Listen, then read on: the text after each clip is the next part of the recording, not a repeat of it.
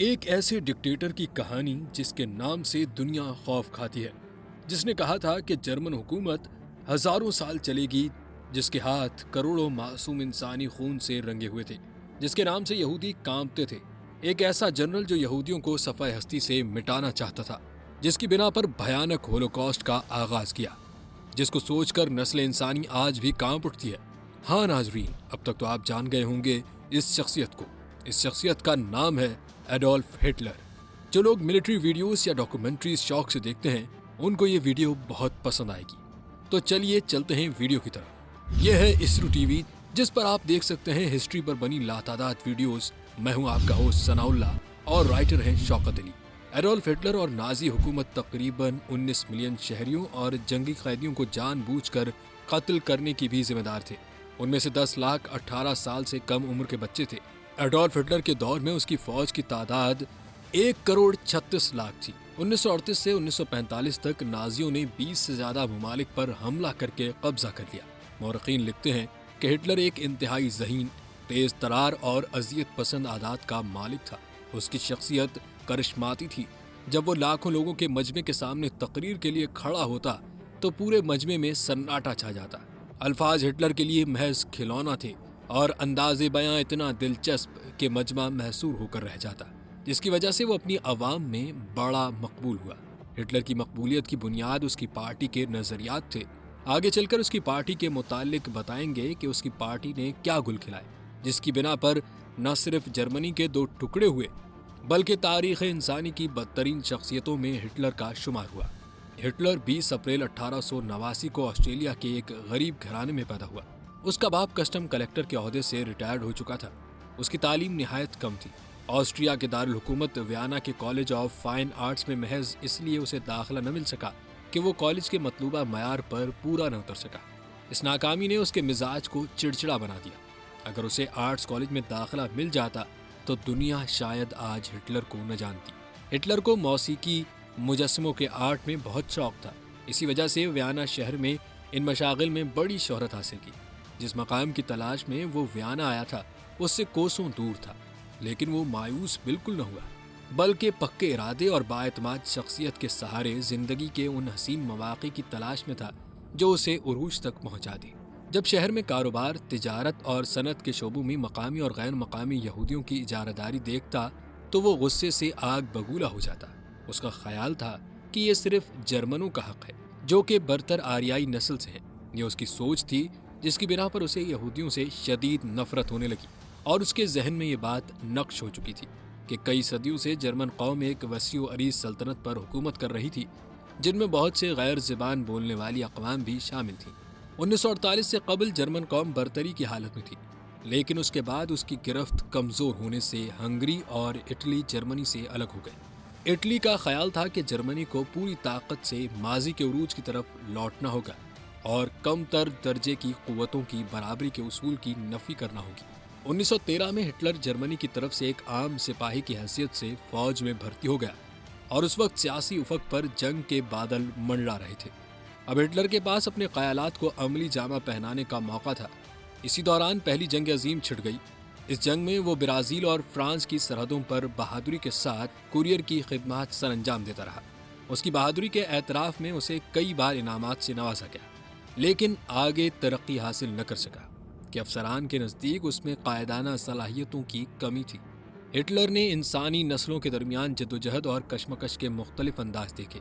بقا کی اس جدوجہد میں اس کے لیے تجربے کا ایک نچوڑ پنہاں تھا۔ ٹھیک اسی دور میں اس کے یہودیت مخالف جذبات ابھر رہے تھے۔ 1918 میں جب پہلی جنگ عظیم میں جرمنی کو جنگ میں شکست کا سامنا کرنا پڑا تو ہٹلر ایک فوجی اسپتال میں زیر علاج تھا، جو کہ ایک زہریلی گیس مسٹرڈ کے اثر سے عارضی طور پر اپنی بینائی کھو چکا تھا۔ علاج کے بعد اس کی بینائی واپس آ گئی۔ اس کا خیال تھا کہ جرمنی کی شکست کے ذمہ دار یہودی ہی ہیں، لہٰذا اس نے فیصلہ کر لیا کہ وہ ملک کی سیاست میں حصہ لے کر ملک کو ان یہودیوں سے پاک کرے گا۔ جنگ کے بعد ہٹلر کو میونخ کے مقامی فوجی ہیڈ کوارٹر نے اسے سیاسی مقرر منتخب کر لیا اور اسے خصوصی تربیت دی گئی اور مواقع فراہم کیے گئے کہ وہ جنگی قیدیوں کی واپسی سے قبل عوامی اجتماعات سے خطاب کر کے عوامی رائے کو ہموار کر سکے۔ اس کی تقاریر میونخ کے علاقے میں سرگرم سیاسی گروپوں پر نظر رکھنے کے اعتبار سے اس کے انتخاب کو درست قرار دیا گیا۔ اس پوزیشن پر کام کر کے اسے جنگ کے بعد کے سالوں میں قوم پرست جماعت جرمن ورکرز پارٹی اور کئی دوسرے نسلی گروپوں کے بارے میں قریب سے دیکھنے کا موقع ملا۔ یہ نسلی گروہ جنگ کے بعد نمودار ہوئے۔ قوم پرستوں نے بدلتے ہوئے سیاسی حالات میں جرمن ورکرز پارٹی کے نام پر ایک جماعت کی بنیاد رکھی، جس میں تعصب پسند شہری اور سابقہ فوجی بھی شامل تھے۔ اس پارٹی کا نام بعد میں تبدیل کر کے national socialist German workers party NSDAP رکھا گیا، جسے نازی پارٹی بھی کہتے ہیں۔ یہ پارٹی ہٹلر کی سیاسی توجہ کا مرکز بن گئی۔ اسے اس پلیٹ فارم کی شکل میں اپنی صلاحیتوں کے شاندار اظہار کا موقع ملتا نظر آیا۔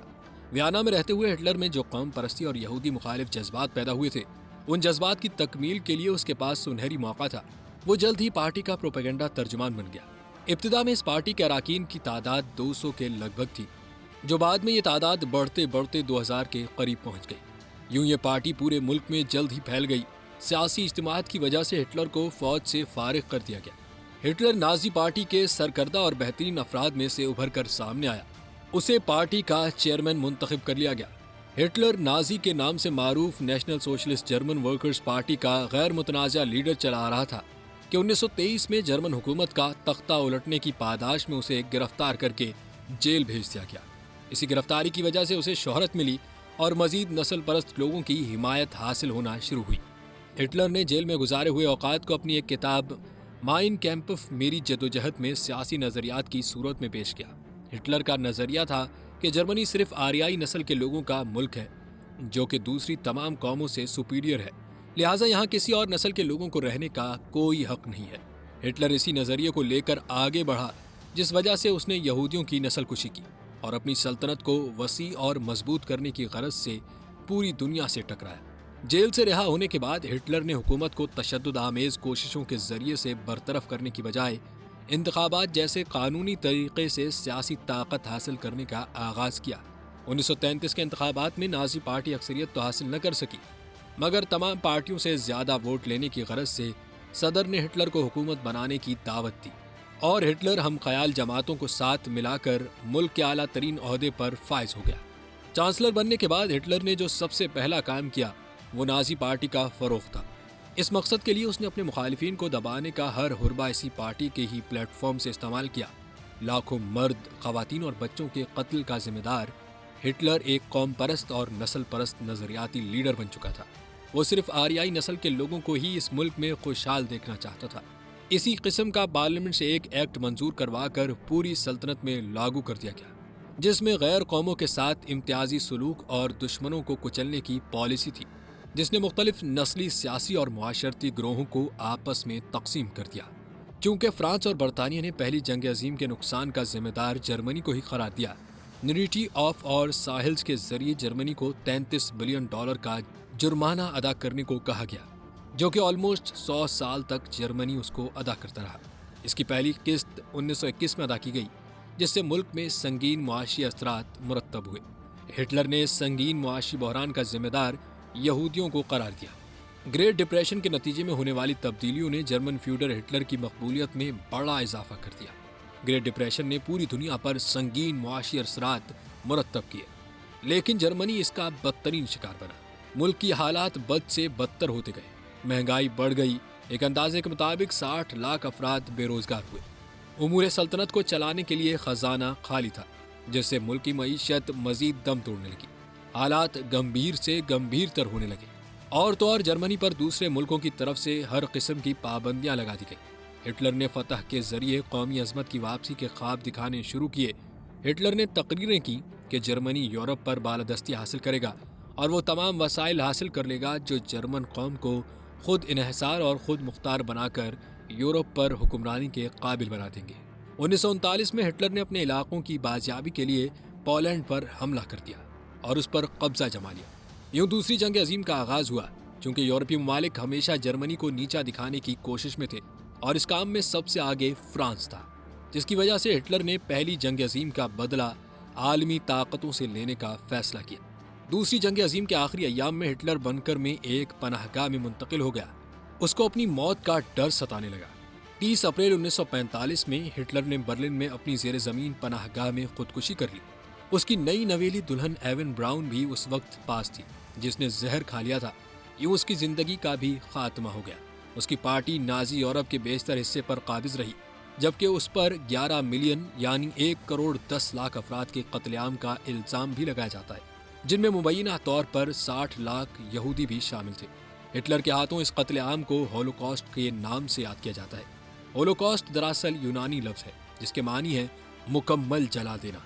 ہٹلر کی ذہنی حالت کا اندازہ اس بات سے لگایا جا سکتا ہے کہ اس نے جرمنی کے علاوہ پولینڈ کے مشترکہ قومیت کے حامل باشندے، رومینیوں، غلاموں، معذوروں اور ہم جنس پرستوں، سیاسی مخالفین اور مذہبی اقلیتوں کو انتہائی بے دردی سے موت کے گھاٹ اتار دیا۔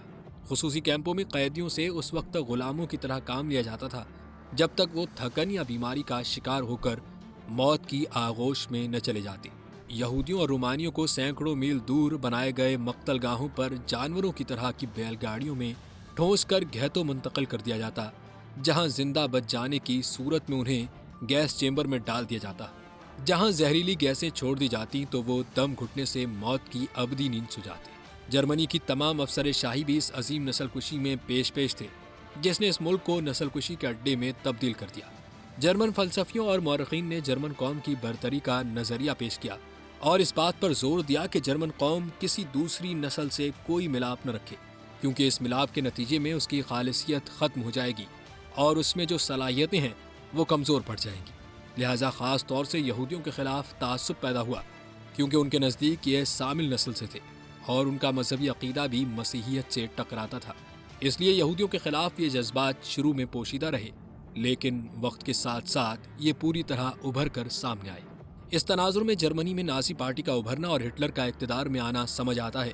جرمن قوم نے ہٹلر کو بھی اپنا لیڈر تسلیم کر لیا تھا، کیونکہ اس نے نہ صرف جرمنی کے ان علاقوں کو واپس لے لیا تھا جن پر پہلی جنگ عظیم کے بعد فرانس نے قبضہ کر لیا تھا، اس کے علاوہ اس نے جرمنی کی معیشت کو مضبوط بنیادوں پر استوار کیا اور نازی پارٹی کو منظم کیا۔